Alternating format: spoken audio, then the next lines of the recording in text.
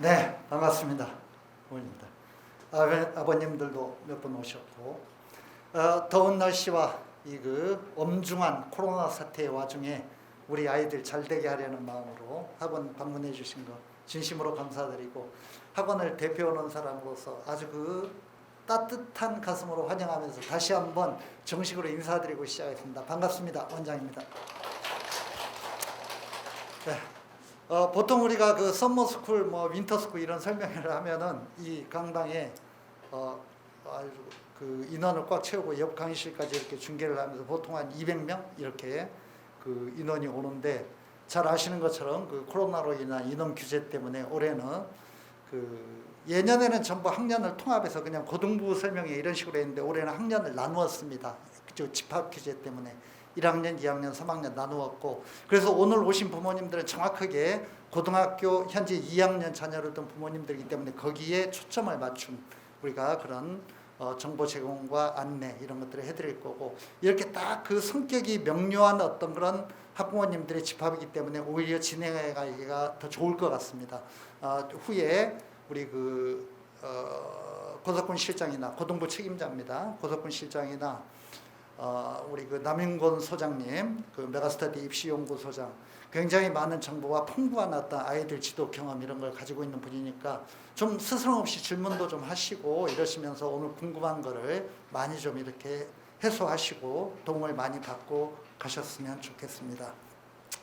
저는 일부에서 여름방학 학습 방법이라고 되어 있는데, 학습 방법이라기보다는 우리 고2가 현재 뭘 중시하고 어떻게 앞으로의 큰 틀에서 입시 구상을 해야 되는가, 이런 말씀을 몇 가지 중요한 거 좀 드리겠습니다. 왜냐하면 남 소장님이 수시에다가 초점을 맞추고 얘기를 좀 할 것이기 때문에, 저는 전체적으로 대입에서 승자가 되기 위해서, 좋은 결과를 얻기 위해서 지금 고2 단계에서 어떤 준비를 해야 되고 무엇이 중요한가, 이런 것들을 자료집에 나와 있는 내용이기도 합니다만, 자료집은 주로 좀 이따 남 소장님이 많이 이제 구체적인 어떤 데이터를 활용하시면서 말씀을 하실 거고, 전체적인 큰 틀만 제가 몇 가지 좀 말씀을 드리도록 하겠습니다.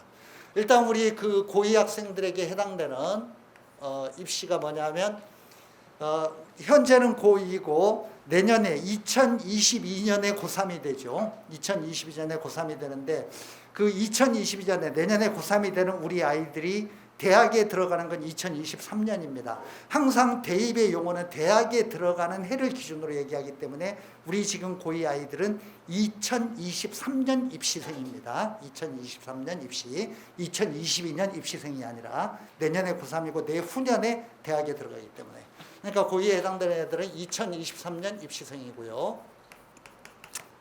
이 2023년 입시에 대해서, 대입 제도에 대해서 제가 몇 가지 중요한 거를 좀 간추려 가지고 큰 틀에서 말씀을 드리도록 하겠습니다. 일단 자료집에 처음 넘겨보면 나오는 내용인데, 자료집 봐야 머리만 아프시니까 제가 말씀드린 요점만 이렇게 좀 메모하시고, 볼펜 드렸으니까 메모하시고 기억하시면 될 것 같아요. 일단은 우리나라 지금 인구 절벽을 이렇게 맞이하고 있는 나라고, 갈수록 급속하게 우리가 인구가 줄고 있다는 거 잘 알고 계실 겁니다. 특히 젊은 세대, 어린 학생들의 숫자가 계속 줄고 있기 때문에 학생들 숫자가 매년 몇만 명씩 계속 떨어지고 있습니다. 제가요, 이 사업을 한 지가 지금 수원에서 제가 메가스터디를 한 지가 한 15년 되었는데, 제가 초창기에 이 학원을 열었을 때 우리나라 고3 학생들이 60만 명이 넘었습니다. 60만 명이 넘었는데 지금은 그게 어느 정도로 떨어졌냐면 40만 명대로 떨어졌습니다. 그리고 우리 2023년 입시가 되면은 우리나라 역사에서 처음으로 대학을 가고자 하는 학생이 40만 명 이하로 떨어지는, 38만, 39만 이런 정도로 떨어지는 그런 어떤 현상이 나타나게 됩니다. 급속도로 인구가 줄고 있고 학생 수도 줄고 있는 거죠. 그래서 학생 숫자 감소로 인해서 숫자는 계속 급격하게 감소하고 있는데, 대학 정원은 우리나라에 알고 계시는지 모르겠는데 우리나라에 한 250개 정도 대학이 있습니다. 그 대학의 정원은 앞으로 정부에서 이제 너무 대학이 어려움을 겪으면 좀 구조조정은 하겠죠. 그런데 그것도 대학의 기득권을 유지하려는 저항 이런 게 있기 때문에 쉽지는 않고 대학의 정원이 줄지 않습니다. 현재 잘 줄지 않고 있고 대학의 정원은 그대로인데 학생 수는 굉장히 줄기 때문에 큰 틀에서는 학생 숫자 감소로 대학 가기가 아주 쉬워지고 있습니다. 쉬워집니다. 그러니까 우리 아이들이요 지금 현재 고2자녀들이 제가 부탁드리고 싶은 건 그냥 공부 좀 안 한다고 너무 꾸중하지 마시고 대학은 가요. 물론 이제 어떤 대학이냐가 문제는 되겠지만은 대학을 가는 거는 크게 걱정하실 필요가 없다라는 거. 이거는 좀 염두에 두셨으면 옛날에는 상상도 못하던 일이죠 이게. 근데 현재로는 그런 추세로 되고 있고 전체적인 추세는 이렇습니다. 2023년도에 우리나라 4년제 대학 정원, 4년제 전문대 말고요. 전문대 빼고 전문대를 합치면은 고3 졸업생들의 숫자보다 대학 정원이 더 많아집니다. 그러니까 대학에 가는 거 아무 문제가 없어요. 근데 전문대를 빼고 4년제 대학 정원이 현재 한 35만 명 정도 되고요. 2023년도에 예상되는 고3 중에 일부 숫자는 수능을 안 보기 때문에 수능 응시생이 한 38만 명, 39만 명 이 정도가 되고 38만이나 39만 명이 수능을 보는데 4년제 대학에서 뽑는 인원이 35만 명이니까 거의 유사합니다. 그래서 대학 경쟁률이 이 대학 가기가 쉬워진다는 게 4년제입니다. 4년제 대학 경쟁률이 2023년도에는 1.2 정도. 그러니까 대학 정원은 1인데 수능 응시생은 1.2배 정도 되는 거의 이퀄 관계가 됩니다. 현재는 1.3대 1 정도 되는데 1.2대 1 정도가 될 것으로 이렇게 보고 있고. 그러니까 뭐 대학에 가는 건 크게 걱정하지 않으셔도 돼요. 물론 이제 좋은 대학을 가는 건 문제가 되겠죠. 좋은 대학을 가는 건 쉽지가 않고. 그런데 요즘은 또 뭐 꼭 그 대학의 레벨이 중요한 시대가 아니라 자기가 어떤 전공을 잘 살려서 열심히 자기의 능력을 발휘할 수 있는 분야를 개척하고 그 필요한 라이센스를 얻고 경험을 쌓고 사회에 진출하느냐 이런 것들이 굉장히 중요한 시대가 되었으니까 자기가 맘먹는 어떤 그런 분야를 고등학교 때부터 정해서 초점을 맞춰서 공부하고 그런 초점으로 대학에 지나가고 그런 어느 대학을 가든지 열심히 하고 그러면은 밝은 미래가 열리지 않을까라는 그런 생각을 해봅니다. 그런 면에서 제가 나중에 마무리 때 말씀드리겠습니다만 너무 성적 가지고 애들 채근하거나 뭐 이렇게 이렇게 애들 닥달하거나 그러지 않으셨으면 좋겠고 하여튼 대학 가는 거는 상당히 좀 여유가 있다 이런 말씀을 먼저 드리겠습니다. 물론 부모님들의 욕심은 그게 아니죠. 중요한 건 따로 있죠. 이제 두 번째로 그 말씀을 드리겠습니다. 그러나 대학 가기는 굉장히 쉬워졌지만 그러나 인서울은 쉽지 않다.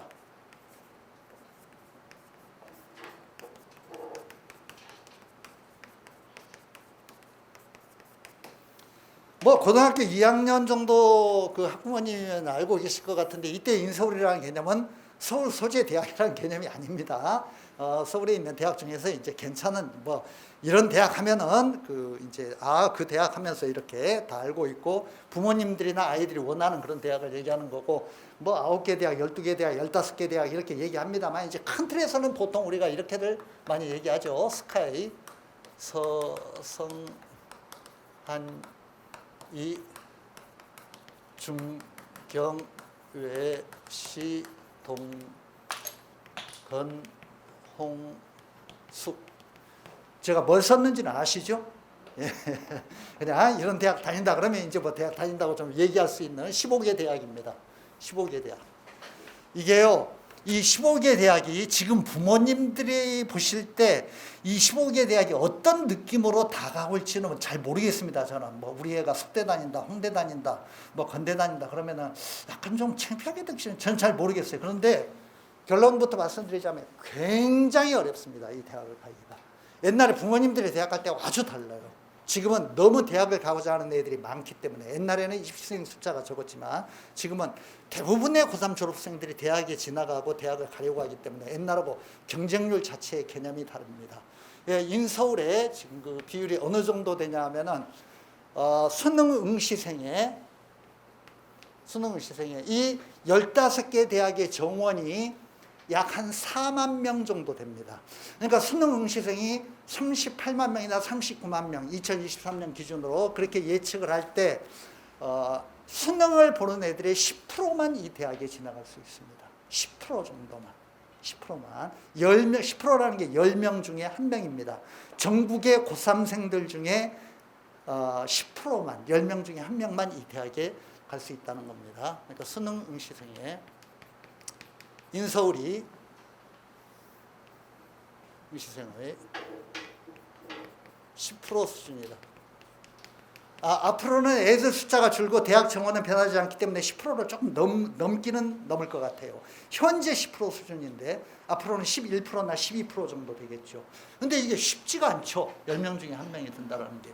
이게 감이 안 오시면은 수능 응시생의 10% 수준이라는 게 이게 감이 안 오시면 이렇게 생각하면 아주 좋을 것 같아. 학교 내신 성적표를 받아보거나 애가 모의고사를 봤을 때 2등급 수준입니다. 2등급이 11%까지잖아. 1등급이 4%잖아. 2등급이 11%잖아. 그러니까 2등급 수준을 유지해야만 내신과 모의고사가 2등급 수준이 되어야만 저 대학에 안착하는 수준이 큰 틀에서는 그렇다는 겁니다. 큰 틀에서는 그렇다는 거예요. 그러니까 이게 쉽지가 않다. 그러니까 이런 것들을 지금 뭐 고2이기 때문에 이 정도 대학은 다 염두에 두고 계실 것 같은데 이 대학을 가는 게 상당히 쉽지 않은 일이고 굉장히 분발을 많이 해야 된다는 거, 이런 것들을 염두에 두실 필요가 있고, 특히 부모님들이나 아이들이 굉장히 착각하시는 거, 제가 2등급 수준이라고 말씀을 드렸는데 이거 아주 유의하셔야 되는데, 모의고사의 착시 현상, 이거 주의해야 됩니다. 착시 현상 주의해야 된다. 알고 계시기 바랍니다. 우리 애가요, 주변에서 이런 얘기 들어보셨는지 모르겠어요. 우리 애가 모의고사 때는 꽤 성적이 잘 나왔고 심지어는 3학년 때 6평, 9평까지도 성적이 꽤 나왔었는데 실제 수능을 망쳐가지고 대학 진학에 실패하거나 재수를 해서도 고생을 하고, 이런 얘기 주변에 친지라든가 친척이라든가 아마 들어보신 경험이 많이 있을 겁니다. 걔가요, 특별히 유난히 소심하고 유난히 수능에 약하고 유난히 다른 애들보다 많이 떨어가지고 수능을 잘 못 보고 그래서 그런 게 아니에요. 그래서 그런 게 아니라 이거는 당연히 그렇게 돼 있어. 구조가 그렇게 돼 있어. 구조가. 왜 그러냐면은 이런 겁니다. 모의고사로 제가 말씀을 드릴게요. 이게 모의고사 집단입니다. 모의고사 응시 집단. 이게 1학년, 2학년의 경우에는 이런 현상이 훨씬 더 심해집니다. 모의고사 응시 집단이고 이게 실제 수능 집단이야. 실제 수능 집단. 실제 수능 응시 집단. 만약에 모의고사 응시 집단, 고등학교 1학년 때 2학년 때 모의고사를 보았던 이 집단이 그대로 이게 교육청 모의고사든 뭐 무슨 평가원 모의고사든 사설 모의고사든 이 응시 집단이 그대로 가가지고 수능을 본다면 올라가는 애는 뭐 있을 거고 내려가는 애들이 있을 거고 비율이 똑같기 때문에 전체적인 성적 분포는 동일하게 나오겠죠. 근데 그게 아니야. 실제 수능으로 가면서는 집단 자체가 굉장히 바뀌어요. 이거를 제가 말씀드린 뭐라고 얘기하냐면 착시 현상을 주의해야 된다는 겁니다. 실제 수능으로 가면서 어떤 현상이 일어나느냐, 모의고사 응시 집단에서 상당 부분의 애들이 빠져버려요. 실업계 학생들이라든가 대입을 포기한 애들, 포기생들, 이런 애들이 약 10% 가까이 탈락합니다. 10% 가까이가 빠져요. 그리고 여기에 없던 새로운 집단이 위에 붙어. 반수생들, 대학을 다니고 있는 애들, 얘들이 모의고사 전혀 안 보고 있다가 갑자기 나타난다고. 얘들은 전부 잘하는 애들이야. 서울대, 연고대 다니다 의대 가려고 하는 애들, 약대 가려고 하는 애들, 이런 애들이 수능 전부 다시 본다고. 그러면 얘들이 전부 상위권을 차지해. 그러니까 나는 가만히 있어도 위치가 떨어지는 거야. 전체 집단이 올라가니까. 그러니까 수능이라는 거 구조적으로 내 성적이 항상 떨어지는 구조로 되어 있는 거야. 이해가 되세요? 그러니까 1학년 때, 2학년 때 모의고사가 2등급, 3등급 나온다 해가지고 우리 애가 3학년 때 그대로 2등급, 3등급이 유지되고 실제 수능에 가서도 그런 성적표 받을 거다, 이렇게 생각하면 큰 오산입니다. 절대 그렇지 않습니다. 이거는 제가 이제 고3 학부모님들 설명할 때 특히 이 설명을 자주 드립니다만 아주 유의를 하셔야 되고, 이 모의고사 착시 현상을 아주 조심하셔야 되고, 그런 의미에서 2등급을 유지한다는 게 상당히 쉽지 않은 일이라는 거, 이거를 좀 명심을 해 두시기 바랍니다. 세 번째, 우리 그 2023년 입시에서 가장 중요한 거, 앞으로 큰 틀에서의 대입은 현재보다 내년은 더욱 그렇고 내후년은 더욱 그렇고, 우리 애들이 혹시라도 재수가 없어서 지금 고시생이 재수를 하게 되는 24년도 입시에서는 더욱 그런데, 갈수록 현재 입시는 점점 더 가파르게 수능이 점점 더 중요해지고 있습니다. 이런 것 때문에 수능을 제대로 보지 않으면 좋은 대학 가기가 근본적으로 힘들다. 아예 이렇게 딱 생각하시면 돼요. 그러면 애들이 뭐 쓸데없는 소리 듣고 와가지고 학생부 종합으로 뭘 어떻게 무슨 뭘 어떻게 뭐 스펙을 뭐 어떻게 관리를 해가지고 어쩌고, 그거 다 쓸데없는 소리. 제 말을 믿으세요. 저희가 가장 확실한 거니까. 그런 거 다 쓸데없는 얘기들이고, 수능에서 좋은 점수를 받지 않으면 좋은 대학 가기는 근본적으로 불가능한 구조로 돼 있다. 그래서 제일 중요한 게 뭐냐면 올 여름방학도 마찬가지고요, 겨울방학도 마찬가지고, 고3 때도 마찬가지고, 꾸준한 수능학습,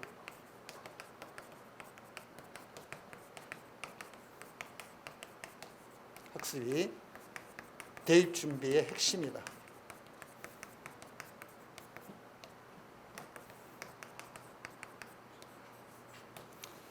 아이들에게 하여튼 이게 적응이 되든 안 되든 공부가 되든 안 되든 이거는 반드시 진리이기 때문에 알려주셔야 됩니다.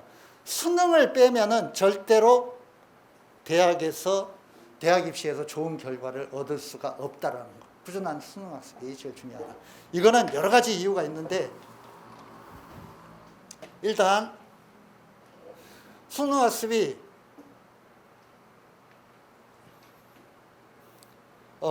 대입의 핵심이 되는 이유가 뭐냐면은, 핵심이 되는 이유가 우리나라가 최근에 그 입시제도의 변화가 조금 상당히 많았었는데요.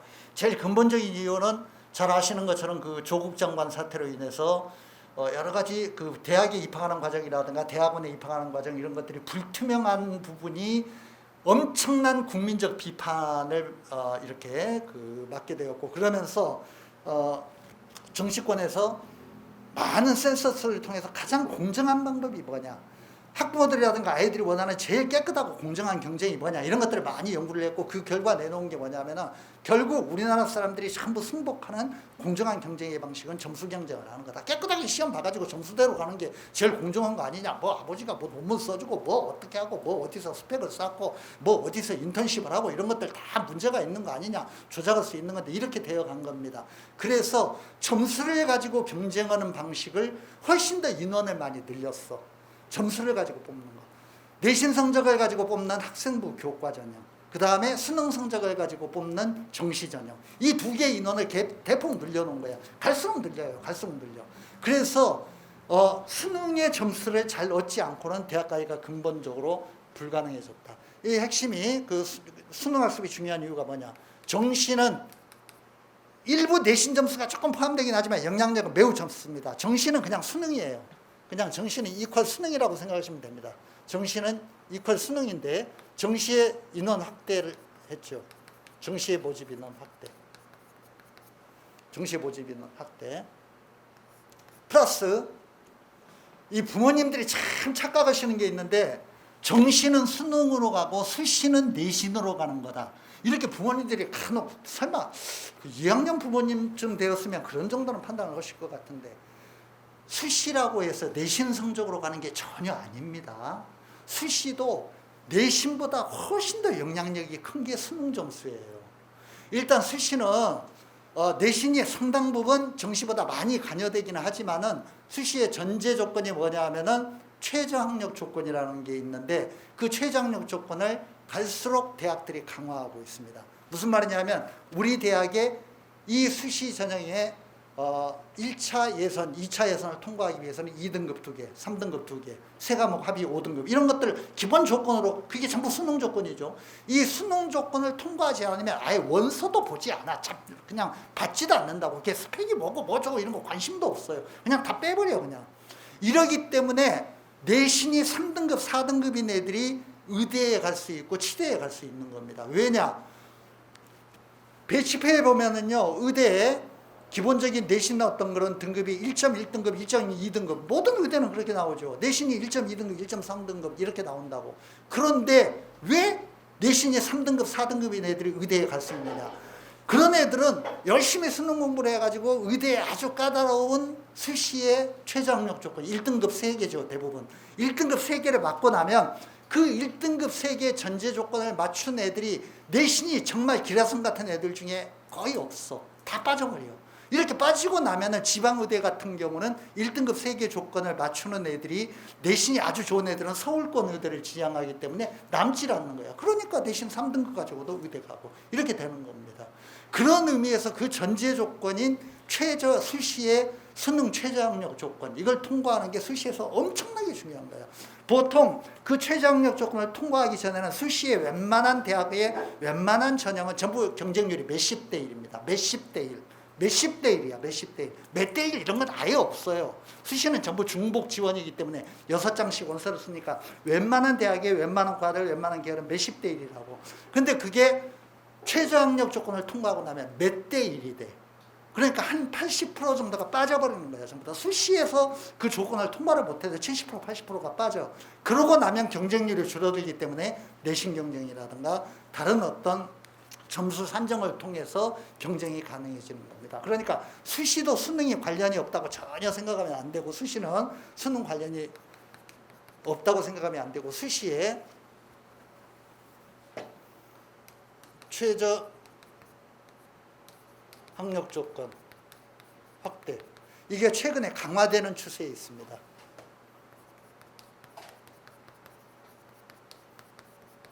이런 최저학력 조건의 확대와 정시인원 확대 때문에 결국은 수능 학습을 제대로 하지 않으면 굉장히 힘들다는 거, 이거를 그 아이들에게 주지를 시켜주시고, 그러면 제가 이 말씀 써드리면 부모님들이 한숨을 쉬어요. 애가요 당장에 학교 시험 보기도 숨이 가쁜데 중간고사 보고 나면 기말고사 보고, 기말고사 보면 중간고사 보고, 이렇게 막 학교 시험이 숨 가쁘게 맨날 돌아오는데 언제 수능 준비를 따로 합니까? 걱정하실 필요 없어요.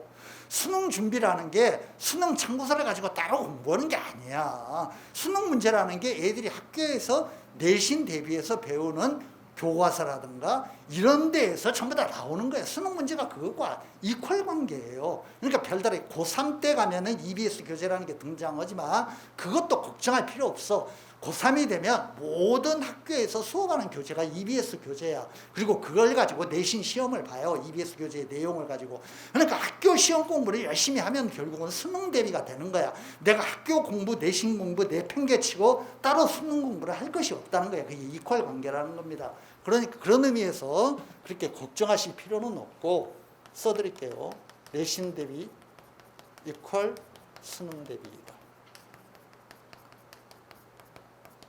이거를 유념해 주시면 좋겠다라는 거예요.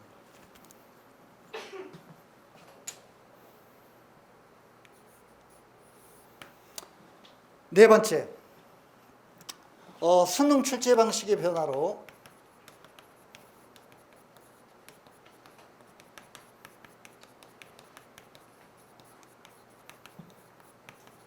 기초학력이 훨씬 중요해졌다.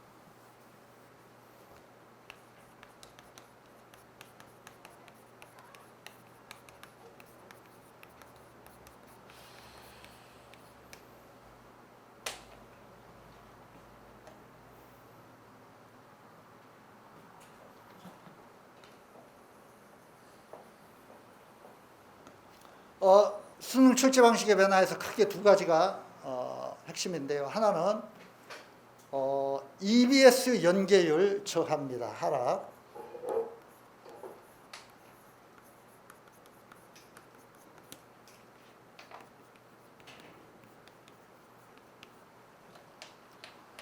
제가 그 EBS 연계율에 대해서 설명을 하려면 시간이 좀 많이 걸릴 것 같은데 간단하게만 말씀드릴게요.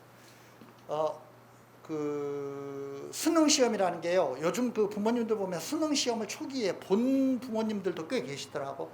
한번 여쭤볼게요. 혹시 부모님들 중에 수능 시험 초기에, 우리나라 90년대 뭐 이런 때 초기에 수능 시험 보았던, 한번 손 좀 이렇게. 상당히 많으시네. 한 50% 가까이 있는데. 제가 여쭤볼게요. 수능 문제 쉬웠습니까? 어려웠습니까? 굉장히 어려웠죠.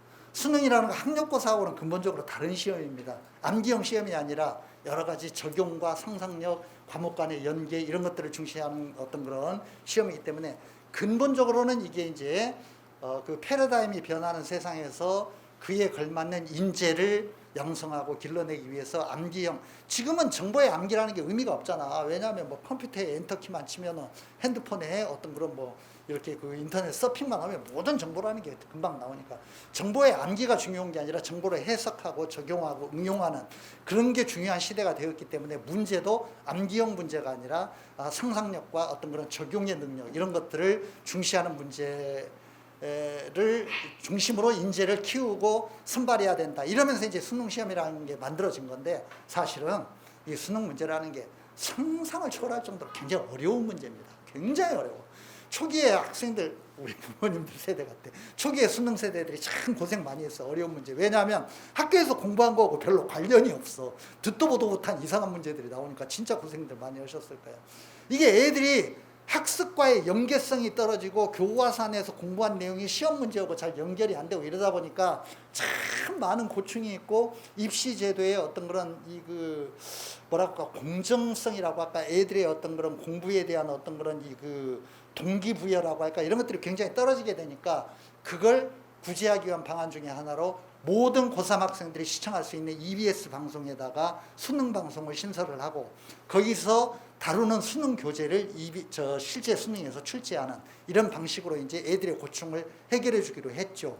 그래서 이거를 특히 이명박 정권 때 이게 심해졌는데 EBS 연결을 한다고 그러면서도 초기에는 이명박 대통령 전에는 약간 적당히 이제 뭐 연결하는 신용만 내고 주제가 같은 작품 뭐 저거 문제 패턴이 유사한 문제들 이런 식으로 출제하니까 학부모들이나 아이들이 EBS 연계시킨다고 하더니 이게 연계한 거냐? 그러면서 전부 다 그 반발하고 그러니까 이명박 대통령이 그 비즈니스맨 출신이라 화끈하잖아요. 멀리냐 그냥 화끈하게 밀어붙이는 스타일이니까 뭐 그래가지고 수능을 어떻게 그냥 애들이 편하게 공부할 수 있겠어? 좀 제대로 해봐. 그냥 EBS 교재에서 베껴 괜찮아. 내가 책임질 테니까 베껴. 이렇게 된 겁니다. 그래가지고 EBS 교재를 베끼기 시작했어. 그래가지고 실제로 베껴요. EBS 교재에 문제와 지문을 전부 다 베껴가지고 우리나라 모든 고3 학생들이 고3이 되면 전부 다 EBS 수능 완성, 수능 특강 이렇더라 달달 외고 이래가지고 그 EBS 교재를 1년 내내 완전히 이를 악물고 공부해가지고 막 그냥 막 대박을 터뜨리고 이런 애들이 많이 나타난 거야. 그 웃지 못할 일들이 많이 빚어졌습니다. 우리 여기에서요, 이 학원에서 공부한 재수생 중에 서울 시립대를 떨어지고 우리 학원에서 1년 공부했는데 수능 만점을 맞은 애가 있습니다. 이렇게 쉽게 그 EBS 교재에서 이렇게 막 그냥 그대로 이렇게 따가지고 문제 출제하고 그럴 때. 물론 그 녀석은 전국 수석을 했으니까 서울대도 합격하고 연대도 합격했는데 걔 이선재라고요. 우리 수원매 갔을 때 홈피에 들어가면 아주 옛날에 다녔던 한 10년 전에 다녔던 녀석인데 그 녀석이 쓴 합격수기 나와 있습니다. 걔가 뭐라고 썼냐면요. 나는 선생님들이 시키는 대로 모든 EBS 연계 교재를 정확하게 5번 정독했습니다. 걔가 한 얘기예요. 5번 정확하게 정독했다고. 그러더니 수능 만점을 맞았어. 근데 이게 사실은 그 EBS 연계라는 게 교육적으로 옳은 건 아니죠. 왜냐하면 교과서, 검증받은 교과서의 내용도 아니고 고3 학생들이 교과서 책을 가지고 공부하는 게 아니라 EBS 강사들이 문제 만들고 강의하는 교재를 가지고 공부하고 이게 대한민국의 교육 현실이 되었으니까 우스꽝스러운 거죠. 이게 말이 안 되는 겁니다. 교육적으로는 나는 사교육의 어떤 운영자입니다만 그런 어떤 내가 사교육 입장에서는 차라리 EBS 교재 같은 걸 많이 다루는 게 좋아요. 왜냐하면 어떤 텍스트가 딱 정해져 있으면 그것만 애들에게 달달 외우고 공부시키면은 우리가 이선재 수석으로 만들었듯이 그렇게 공부시킬 수 있어. 근데 교육적으로 옳은 건 아니죠. 이게 잘못되었다는 비판이 최근에 일어나면서 EBS 연계율을 자꾸 지금 떨어뜨리고 있습니다. 우리 애들 2023년도에는 50%까지 떨어뜨릴 예정입니다. 현재 70%거든요. 이게 부모님들 어떻게 느끼실지 모르겠는데 70%와 50%의 차이가 굉장히 큽니다. 내가 EBS 교재에서 보았던 지문이 10개 중에 7개가 내가 보는 시험에서 나왔다면, 그동안에 나왔다면 2023년도에는 5개만 나오게 됩니다. 7개에서 5개로 줄어드는 건 체감이 굉장히 다릅니다. 느낌이 달라. 느낌이 다르기 때문에. 그래서 훨씬 더 애들이 수능 시험을 어렵게 느낄 가능성이 높습니다. EBS 연계율이 떨어지니까 연계율 하락. 수능 출제 방식의 변화 중에 이게 하나가 예고되어 있는 겁니다. EBS 연계율은 계속 떨어뜨린대요. 앞으로 계속 떨어뜨린다고 하니까 낮아질 겁니다. 또 하나가 고2 학부모님들이니까 이 정도는 알고 계실 것 같은데 수능에서 국어하고 수학에 선택이 생겼다는 거 알고 계시죠? 이건 설명 안 해도 되죠? 그렇죠? 예. 국어와 수학이 모든 애들이 똑같이 보는 게 아니라 공통으로 보는 게 75점이고 25점 부분이 따로 내가 선택해서 봐야 된다는 거. 이거는 설명 안 해도 되죠. 그런데 어떤 현상이 나타나냐면은 이거 선택 과목의 공통 영역에서 난이도가 상승하고 있습니다. 선택 과목의 공통 영역 난이도 상승. 이게 무슨 말이냐면요.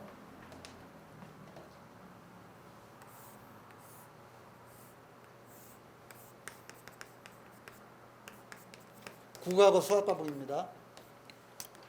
국어하고 수학은 옛날에는 모든 대한민국의 수험생은 이과든 문과든 전부 다 국어를 똑같이 시험을 보았고, 그 다음에 수학은 수리가 수리나 해가지고 자연계열 수학과 문과 수학이 달랐죠. 그런데 지금은 이제 수능 체제가 올해부터 변화되는 거죠. 올해 수능부터 이게 달라지는 겁니다. 국어와 수학이 지금은 고등학교 교과 과정에서 애들이 학교 다니는 과정에서 자연계라든가 인문계 이런 개념도 없습니다. 문과, 이과의 개념도 없어졌죠. 이미 학교에서는. 그런 게 없고 75점의 공통 부분이 있고, 이거는 모든 애들이 똑같이 보는 겁니다. 국어하고 수학에서. 그 다음에 25점의 선택 부분이 있습니다. 국어에서는 뭐 알고 계실 거예요. 국어에서는 화법과 작문, 언어와 매체 둘 중에 하나를 선택하는 거고, 수학에서는 확통, 기하, 미적 세 개 중에 하나를 선택하는 겁니다. 이게 이제 25점짜리고, 나머지 이제 75점은 문과, 이과, 뭐 인문계, 자기계 이런 거 상관없어. 모든 애들 똑같이 보는 거야. 이거는 자기가 선택하는 거고. 그런데 최근에 평가원에서 이 형태로 평가원 주관의 수능 시험에 한번 나왔어요. 그런데 이 부분, 이 공통 부분입니다. 공통 부분. 이 부분이 굉장히 어렵게 출제되었어. 난이도가 상승했어. 근데요, 이게 저는 앞으로도 계속 될 거라고 봅니다. 이게 왜 그러냐면은, 이쪽은, 이건 모든 애들이 보는 부분이고, 이건 애들에 따라 서로 달라지는 부분이야. 이쪽을 너무 어렵게 출제하면 과목 간의 점수 차이가, 난이도 차이가 너무 발생하게 되면 큰 문제가 일어나게 돼. 물론 그걸 그 점수를 그대로 처리하는 건 아니야. 그건 복잡한 개념인데, 어쨌든 난이도 차이가 많이 발생하면은 별로 좋지 않으니까, 이쪽은 기본 출제 개념이 뭐냐면, 이번에 평가원에서 출제한 걸 볼 때 무난하게 출제한다. 무난하게 출제한다.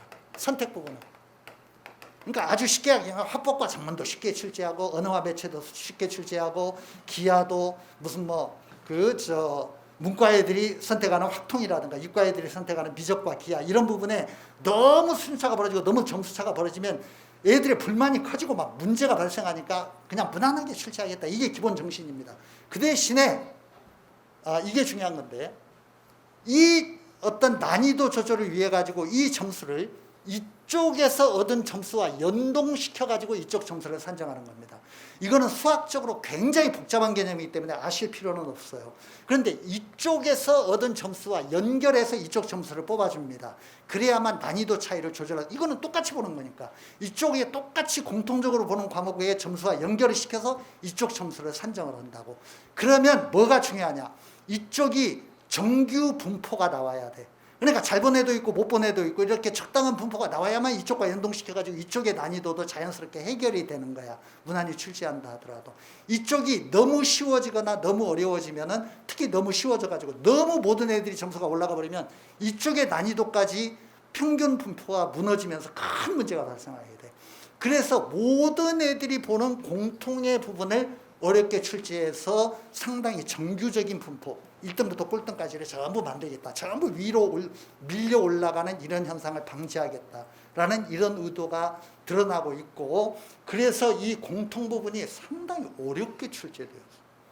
특히 문과 학생들은 이과 애들도 전부 똑같이 보는 부분이잖아. 75점짜리 수학을. 옛날에는 수리가에 해당할 수 있는 부분이야. 그런 어떤 이과 애들이 보는 수학을 똑같이 봐야 된다. 그러니까 굉장히 불리하죠. 굉장히 불리해요. 이런 면에서 아주 어렵게 느껴질 수 있습니다.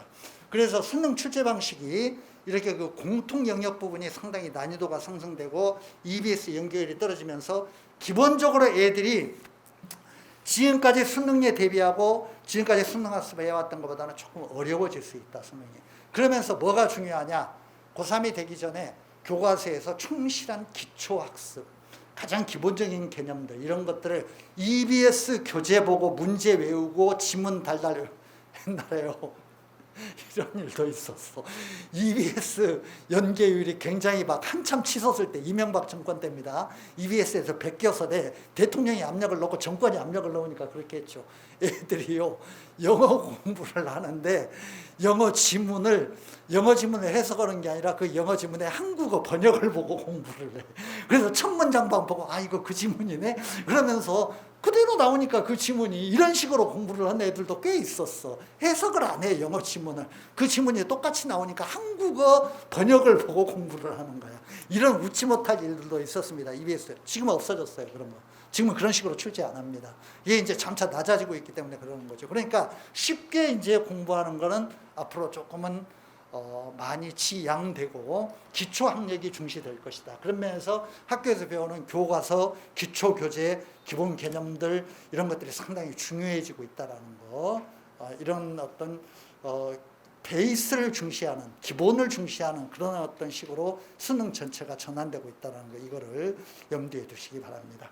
그런 면에서 기초학력 연마에 상당히 신경을 써야 된다는 거 말씀드리고요.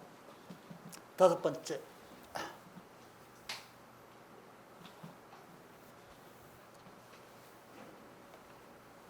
실질적으로 부모님이 참고하실 내용 제가 몇 가지 말씀드리겠습니다. 우리 아이들 그 입시에 대비한 데서 실질적으로 참고하실 중요한 내용. 제가요, 인서울 하기 위해서는 2등급 수준이 유지돼야 된다. 아까 말씀을 드렸는데, 부모님들 중에 그냥 속으로 이렇게 한탄하고 계시는 분들, 지금까지 고등학교 들어가서 너무나 내신 경쟁이 치열하니까 내신 성적표 받아보고 그 느꼈던 절망감과 아득한 심정, 그것 때문에 야, 이거 틀렸네, 이렇게 마음속으로 느끼고 계시는 분들 계실 겁니다. 별로 신경 쓰지 마세요. 신경 쓰지 마는 게 아니라 그렇게 부모님들이 생각하시는 것처럼 절망감을 느낄 필요는 없습니다. 제가 내신에 대해서 좀 말씀드리는데, 내신과 관련된 겁니다.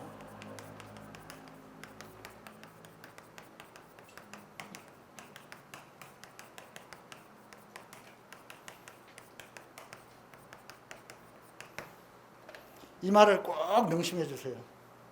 현재 아이가 내신 몇 등급 나오냐 이런 거 중요하지 않아요. 중요하지 않다고. 이 말을 꼭 명심해 주세요. 최대한. 이퀄 할 수 있는 데까지.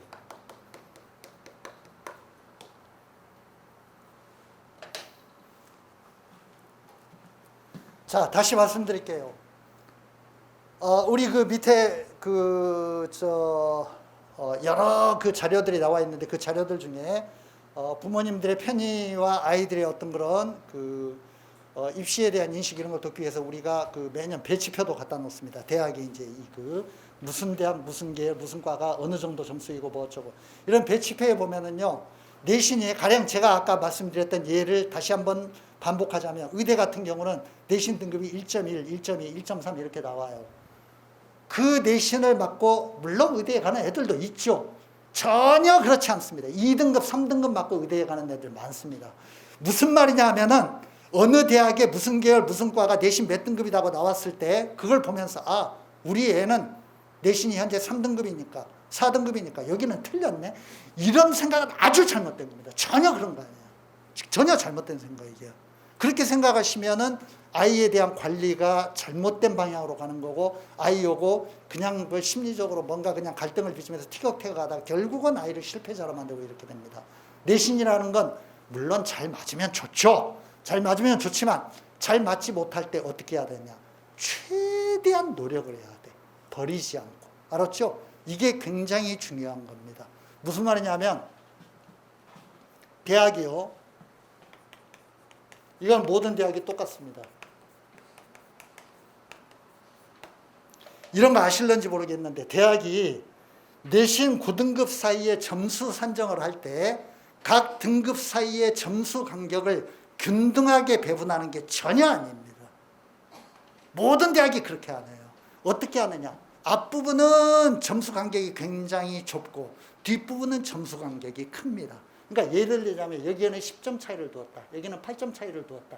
7등급과 8등급 이 부분 사이에 6등급과 7등급 사이에 7점 차이를 두었다. 그러면은 이 부분은 1점, 이 부분은 1.5점, 이 부분은 2점. 전부 이런 식으로 반영을 해요.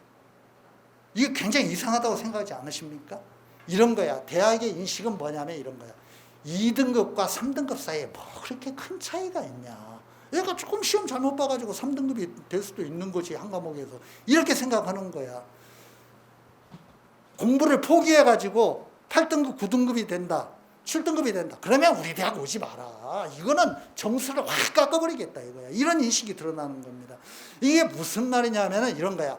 아주 좋은 대학. 가령 대학은 이런 거 잘 알고 있어. 상상고라든가 민족사관고라든가 우리 그 경기대 동산고라든가 좋은 고등학교들이 있죠. 이런 고등학교에서 5등급, 6등급 중간밖에 못하는 애들이 일반 고등학교에서 1등급 하는 애들보다 오히려 학력이 더 좋을 수 있다는 게 이런 거 잘 알고 있어.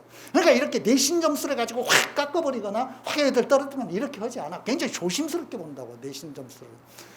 그냥 이렇게 말씀드릴게요. 내신 점수라는 건 이렇게 말씀드리면 이해하기가 쉬울 것 같아요. 대학의 입장에서는 아이의, 우리 학생의 학력 지표가 아니야. 아이의 학력 지표는 수능 점수야. 모든 애들이 동시에 시험을 봐가지고 공정하게 나오는 점수만 대학은 믿어. 내신 점수는 별로 안 믿어. 왜냐하면 저 시골 고등학교에서 그냥 대학에 겨우 몇 명 보내는 저 시골 고등학교에서 좋은 대학 하나 보내기 위해서 모든 선생님들이 어떤 애한테 점수 몰아줘가지고 걔가 내신 등급이 1등급이 나오거나 1.1등급이 나왔다는 거 대학은 잘 알아. 근데 걔가 모의고사 보면은 3등급밖에 안 나온다는 거. 이런 것도 통계를 통해서 다 알고 있어. 그러니까 그런 애들 싫다 이거야. 그런 애들 오지 말라 이거야. 그러니까 수능 조건을 만들어놔. 무슨 조건? 수능 최저 학력 조건. 2등급 2개, 3등급 2개. 이런 식으로 만들어 놨거니와 내신 산정을 할 때도 이렇게 점수 간격을 앞부분은 굉장히 좁혀놓고 뒷부분은 많이 벌려놓았어. 이 말은 뭐냐? 최대한 앞쪽으로 붙도록 노력하라 그거예요. 최대한 노력을 해가지고 감점을 많이 당하지 않는 게 중요하다 이런 얘기입니다. 그러니까 내신은 잘 받는 것도 중요하지만 잘 받는 것만큼 중요한 게 뭐냐면 많이 떨어지지 않게 관리하는 게 대단히 중요한 거다.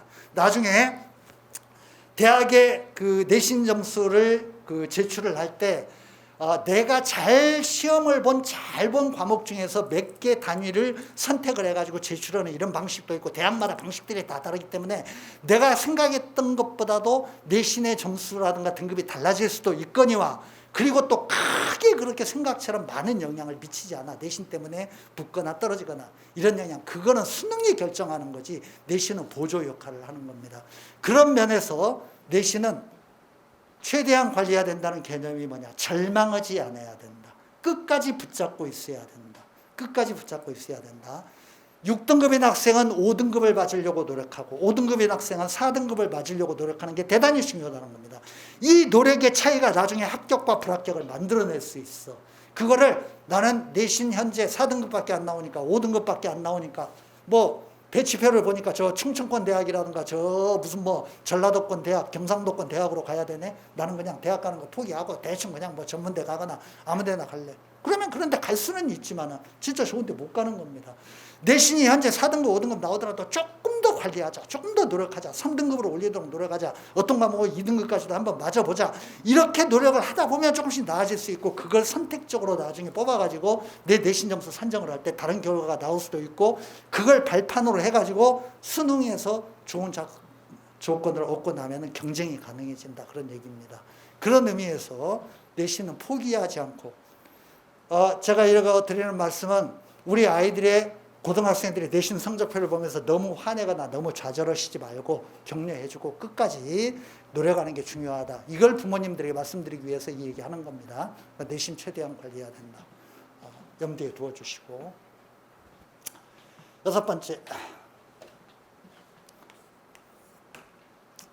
지금 학생부 교과 비중이 전체적으로는 거의 대학 정원의 한 50%에 가까울 정도로 40몇 %를 학생부 교과 전형으로 뽑습니다. 그 다음에 학종도 최상위권 대학에서는 무시하지 못할, 지금 학종이 조국 사태 때문에 많이 줄기는 했습니다만 많이 뽑습니다. 학생부의 기록이라는 게 지금은 굉장히 중요하죠. 내신 성적이 제일 중요하고 그 다음에 이제 뭐 세특이라든가 기타 활동 이런 것들도 상당히 중요하기 때문에 고등학교 2학년 때 뭘 해야 되느냐. 일단 이런 여러 가지 수시라든가 정시에 대비하기 위해서 학교 생활을 충실하게 해야 됩니다. 이건 아주 중요한 거고, 충실한 학교 생활. 플러스 지금 그 수시에서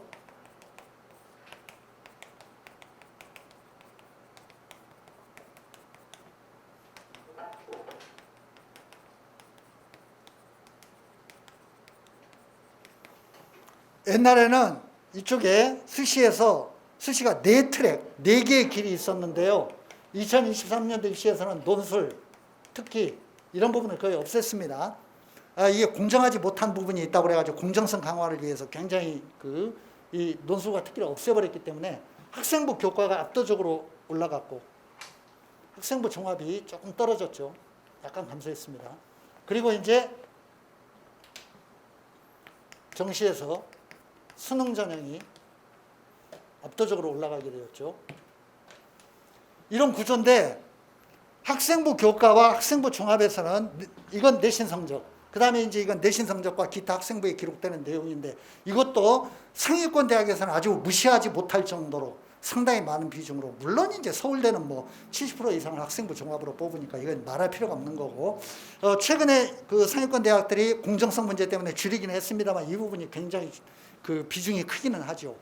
그런 의미에서 학생부의 기록을 잘 받기 위해서는 학교 생활을 충실하게 해야 되고, 그 다음에 또 하나 중요한 게 이 학생부 교과에서 옛날보다 훨씬 늘어난 게 2022년, 2024년 최근에 와서 중요해진 게 뭐냐면은 학교 추천 제도입니다. 학교에서 추천하는 걸 대학에서 전부 이렇게 규정하는 거예요. 학교장 추천도 있고 학교당 인원 제한도 있습니다. 우리 대학에 추천하는 인원은 기업 고등학교 출신은 4명만 지원할 수 있다. 그러면 학교에서 이걸 선발을 해가지고 보낼 수밖에 없는 거야. 우리 대학은 그 고등학교 출신은 10명밖에 원서를 낼 수 없습니다. 이걸 굉장히 많이 못을 박아놨어. 서울대처럼 이렇게 무슨 뭐 직위원으로 2명밖에 추천 못한다. 학교장 추천으로. 이런 식으로 학교장 추천이라든가 인원 제한이라든가 이런 식으로 여러 가지 학교에서 마음대로 원서를 못 쓰도록 제한을 많이 둔다고. 그러면 이거를 원서를 쓰려면 지원을 하려면 어떻게 해야 돼? 담임하고 사이가 좋아야지. 스님들에게 인정을 받아야지. 그래야 나중에 스님들이 뭐라고 하면 교장 선생님이 최초 마지막으로 도장 찍어주고 그 명단 뭐 제한된 인원 안에 넣어줄 거 아니야. 그렇죠? 이게 굉장히 중요한 겁니다. 그런 의미에서 충실한 학교 생활과 선생님과의 원만한 관계. 선생님과의 원만한 관계는 담임이 제일 중요합니다만 과목 선생들도 세특이라고 해가지고 수업 시간에 그 아이가 보인 특성, 태도 이런 것들 전부 기록하게 되어 있는데 학종에서 이걸 제일 중요하게 봐요. 세부 특기사항.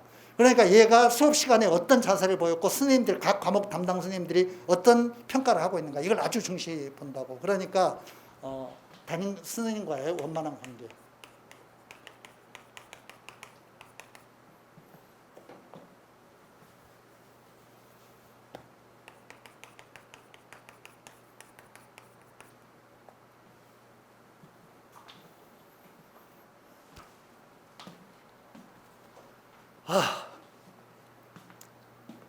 내가 한 3, 40분 하겠다고 했는데 시간이 꽤 많이 흘러버렸네. 빨리 끝내야 되겠네. 우리 남 소장이 얘기를 많이 해야 되는데. 마무리해야 되겠네요. 2가지만 말씀드리고 끝내겠습니다. 먼저 지금 고3이면 제가 이런 얘기 드리지 않았는데 아직도 한 2년 정도 시간이, 이제 2년은 아니군요. 1년 반 정도 남았군요. 대학 그 수능시험을 보기까지.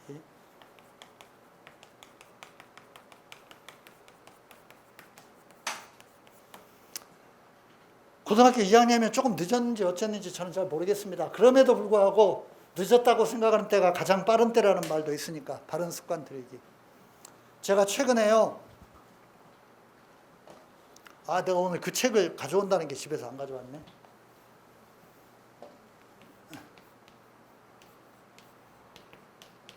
이런 책이 있는데요. 미국의 저명한 석학이 쓴 책입니다. 내가요 이 책을 이렇게 그 책 이제 그 가끔 서핑을 하니까 서핑을 하다가 이 책의 제목과 부제목을 보는 순간 내가 막 정신이 번쩍 들었어. 이 책의 부제목이 뭐라고 써 있냐면요. 내가 이 책을 최초로 보았을 때 부제목이 뭐라고 써 있냐면은 내 안의 잘못된 충동을 이겨내는 내 안의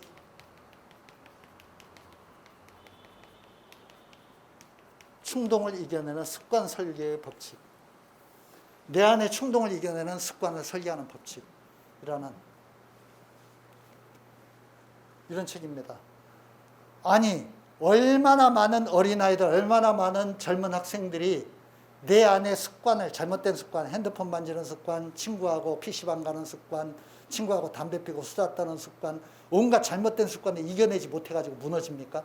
내가 수십 년 동안 교육자로서 활동하면서 이 책을 보는 순간 막 머리가 그냥 이렇게 뭘로 막 망치로 얻어맞은 것 같아요. 충동을 이겨내는 습관을 설계하는 법칙이라고? 이게 뭐지? 제가 당장 이거를 인터넷으로 주문해서 그날 바로 읽었습니다. 그리고 미국의 아주 유명한 심리학자이자 뭐 이런 어떤 그 행동과학자, 이런 어떤 석학이에요. 그런 사람이 쓴 책인데 내가 이 책을 읽고 아주 감명을 받아서 이 책에 대해 읽고 이 책의 내용을 간단히 리포트로 이렇게 한 A4 한 5장 정도로 요약을 해서 우리 전 강사들 교육을 다 시켰어. 내가 우리 아이들 습관을 바로잡기 위해서 어떻게 해야 되는가.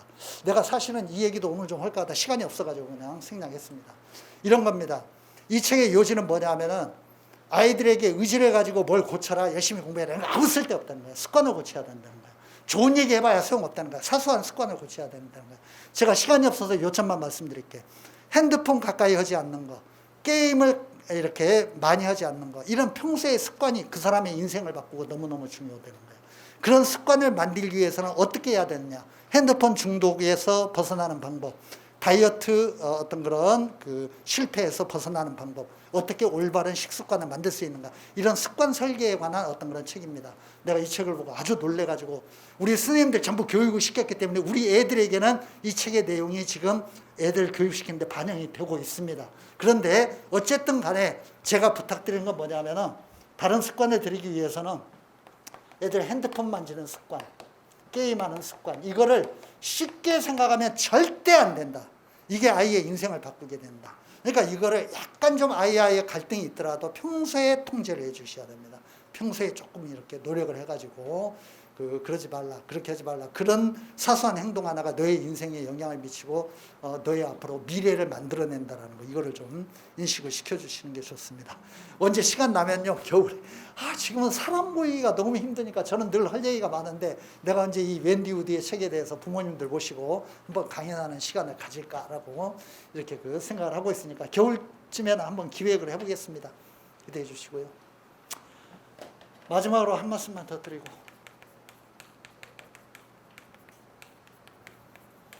제가 그동안에 수많은 아이들을 다루고 교육시키고 옆에서 지켜보고 성공하네, 실패하네, 이런 애들을 보면서 느낀 어떤 심정에 대해서 한마디 말씀드리겠습니다. 일단 부모님들께 이거 부탁드릴게요. 아이가 공부 안 한다고 야단치는 거, 화내는 거, 성적표 보고 언성을 높이거나 인상 찌푸리는 거, 부모님들 스트레스 푸는 데는 도움이 될지 모르겠지만 아이의 변화를 유도하는 데는 아무 도움도 되지 않아요. 아이는 전혀 변하지 않습니다. 도움이 안 되는데 할 필요가 없는 거야. 그렇잖아요. 애가 변화가 안 일어나는데 뭐로 그 짓을 해. 아이와의 갈등만 더 심해진다. 아이가 더 어긋나. 사춘기 때는 그게 그런 거야. 요즘 고등학생들은 사춘기도 지났겠지만은 고등학교 2학년 정도 되면 부모님들이 뭔 말 해야 듣지도 않아. 그냥 관심도 없어. 고등학교 2학년 정도 되면 부모님의 말을 통과시키는 장치가 만들어져. 그래서 말을 들으면 바로 빠져나가.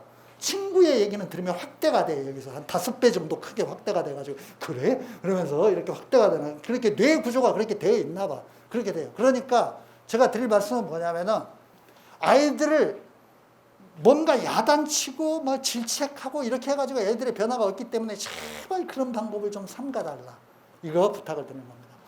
아이들에게요, 공부라는 것보다 훨씬 더 중요한 게 뭐냐면은 제가 이렇게 지켜본 바에 의하면은 아이가 내가 내 인생에서 공부하는 게 너무 중요한 일이라고 스스로 깨닫게 하는 게 굉장히 중요해요. 우리가 흔히 쓰는 말로 철들게 하는 거. 그래서 이제 그 철이라는 말을 제가 내면적 각성이란 말로 이렇게 바꾸었는데 여기에 초점을 맞추셔야 돼. 참고서 외우게 하고 수학 문제 몇 문제 더 풀게 하고 공부가 중요한 게 아니야. 그건 나중 문제야. 일단 아이가 내가 지금 인생에서 어떤 과정을 겪고 있고 내 인생에서 뭐가 중요한 거다. 이거를 스스로 깨닫게 하는 게 중요해. 이게 한번 깨달음이 오잖아요. 그러면은 공부하라고 얘기할 필요도 없어. 지가 알아서 해. 지가 알아서 다 한다고. 그게 참 중요한 거예요. 저는 정말 많이 봤습니다. 이 철이 들고 나면은 특히 우리 재수생들 여기서 공부하고 있으면 몇백 명이 공부하고 있습니다만 정말 이렇게 나태한 생활하다가 재수를 하게 되었겠죠. 제가 엄청나게 야단도 치고 막 그냥 뭐 여러 가지 그 훈계도 하고 정신교육도 하고 이러는데 내가 심각한 내용 얘기 많이 하니까 그 이렇게 제 강연을 듣다 봐 우는 애들도 많이 있어요. 그런데 그렇게 우는 과정에서 애들이 뭔가 이렇게 내면에 뭔가가 형성이 돼. 그 형성이 되고 나면 자기 인생을 이렇게 직시하기 시작하면서 부모님한테 떼쓰고 화내고 짜증내고 이러던 게 없어지고 진짜 자기가 스스로 공부를 해요. 공부하라고 해서 하는 게 아니라. 그러면 애들이 달라져. 그러면서 나타나는 변화와 결과는 정말 상상을 초월합니다. 정말 애들이 그렇게 내면에 불이 붙을 때 달라지는 모습이라는 건 저는 어떤 아이나 그런 잠재적 능력을 다 가지고 있다고 확신합니다. 모든 애는. 17, 18, 19 이런 나이에 인생에서 이 바이오 리듬이 왕성하고 뇌가 활발하게 돌아가고 신체 리듬이 좋고 이럴 때인데 지가 집중해가지고 어디에 매달리기만 하면 금방 변화를 만들어낼 수 있어. 그 변화를 어떻게 유도할 것인가. 부모님들이 이걸 고민해야 돼. 성적 몇 점 올리는 게 중요한 게 아니야. 그게 훨씬 더 중요해. 그걸 하기 위해서 어떻게 해야 되냐. 제가 몇 가지 말씀드릴게요. 일단 칭찬을 많이 해야 돼. 내면의 힘을 만들기 위해서는 칭찬을 많이 해줘야 돼. 일단요, 옛날에 공부해 보셨지만 공부라는 게 얼마나 지긋지긋하고 공부하기 싫은 거야. 학원에 다니는 것만 해도 대단한 일이야. 가서 앉아 있었던 것만 해도 대단한 일이야. 그러니까 야, 너 오늘 학원에 갔다 오느라 진짜 고생 많이 했다. 대단히 수고했어. 이렇게 자꾸 칭찬을 해줘야 돼. 격려해 줘야 돼. 잘할 수 있어. 이렇게 해줘야 돼. 이게 반대로 실체. 화내는 거 이런 거 아무 도움이 안 돼. 특히 이거 삼가세요. 비교하는 거. 너희 사촌형은 서울대 갔는데 그 엄마 친구 딸은 엄마 친구 아들은 뭐 어쩌고 뭐 어디를 아무 쓸데없는 얘기야. 전혀 도움 안 돼. 이런 비교하지 마세요. 그리고 칭찬하고 격려해주고 제일 중요한 게 시간 날 때 부모님들과 대화하는 거. 대화를 멋있는 얘기 하려고 전혀 하지 마세요. 저는 이렇게 생각합니다. 이 세상에서 우리 아이가 가장 잘 되기를 바라는 사람은 그 누구보다 부모님이기 때문에 그 부모님이 해주는 얘기는 무슨 말이 되었든 애 아이에게 무조건 그 인생에 도움이 되는 거예요. 아무 얘기나 하세요. 오늘 시장에서 내가 어떤 할머니를 보았는데 우리 회사에서 뭐 상사가 이런 말을 했는데 평범한 얘기해요. 그래도 부모님의 오랫동안 살아온 인생의 지혜와 연륜이 그 안에 녹아있기 때문에 아이가 철드는 데는 도움이 되는 거야. 그리고 우리 아이에게 특히 아버님들 몇 분 계신데 제가 부탁드리는 거. 내가 너 많은 나이 때는 그렇게 안 살았다. 이야, 이거 진짜 최악의 교육 방식이야. 절대 그렇게 하면 안 돼요. 너는 아빠보다 훨씬 더 나아. 너는 잘할 수 있어. 이렇게 얘기를 해야 된다고. 이러면서 늘 격려해주고 함께 얘기하고 함께 뭔가 이렇게 나아가면서 이런 얘기 해주는 게 참 좋습니다. 엄마 아빠가 진정으로 내적으로 느끼는 갈등과 고통. 내가 더 공부를 하고 싶었는데 옛날에 게으르고 뭔가 그냥 부모님이 뭔가 여러 가지 여유도 없고 그래서 내가 여기까지밖에 공부를 못했는데 참 그게 한이 된다. 이런 어떤 얘기를 차분하게 물론 애들 듣지 않으려고 하죠. 자꾸 들려주다 보면 어느 땐가는 귀가 뚫려. 그리고 그걸 통해서 달라질 수 있습니다. 그런 게 굉장히 중요하다는 거야. 그러니까 강압적으로 눌러가지고 엄마 아빠가 그냥 고생해가지고 돈 벌고 학원비 대주고 모든 거 다 갖춰줄 테니까 너는 외우기만 해. 문제만 풀어. 점수만 올려. 안 된다고. 점수가 안 올라가. 공부를 안 해. 관심이 없어. 들여다보질 않아. 그러니까 그걸 어떻게 하냐. 애의 어떤 그런 이 인생을 바라보는 관점을 돌려야 되는 겁니다. 생각을 다르게 하게 만들어야 돼. 그러려면은 삶이라는 것이 쉽지 않다라는 거. 엄마 아빠에게도 인생이라는 게 험난한 과정이었다는 거. 이런 것들을 자꾸 얘기해 줄 필요가 있고 그런 걸 인생의 동반자라는 입장에서 아이와 솔직하게 대화를 하고 나눌 필요가 있다라는 거. 이래가지고 애가 철이 들기 시작하면 그 다음에는 공부라는 얘기 할 필요도 없어. 지가 알아서 다 해. 지가 알아서 다 한다고. 이거를 좀 염두에 두실 거를 부탁을 드립니다. 이런 과정을 통해서 아이들을 좀 좀 이렇게 좀 여유와 인내심을 가지고 이끌어 주실 거 부탁을 드리고, 뒤에 이어지는 우리 고등부 학생들이 직접 이렇게 지도하고 뭔가 이렇게 관찰하는 총책임자이기 때문에 많은 어떤 그런 경험을 가지신 분이니까, 우리 고등부 실장님과 그다음에 우리 메가스터디 입시연구소장님의 수시와 관련된 여러 가지 강연 끝까지 경청해 주시고 많은 도움 받으시기 바라고, 제 강연은 이걸로 가름하겠습니다. 감사합니다.